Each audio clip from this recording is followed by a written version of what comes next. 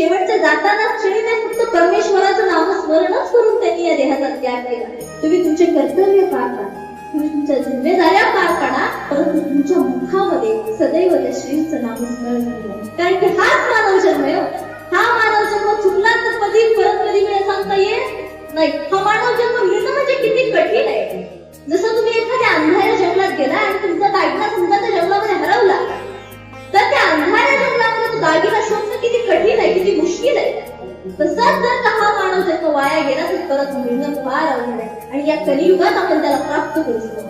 त्याचं कारण असं आहे की या कलियुगातल्या लोकांचे प्रश्नच आहेत काय की देव असतो की नाही, हे यांचे प्रश्न.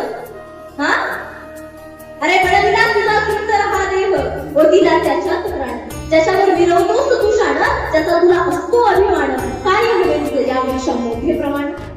अरे ज्याने तुझा देह त्या देहामध्ये प्राण होतो, त्या दिलेल्या देहावरच तू शान करतोस, त्याचा अभिमान मिळवतोस आणि ज्याने दिला त्यालाच म्हणतोस तू आहेस की नाही.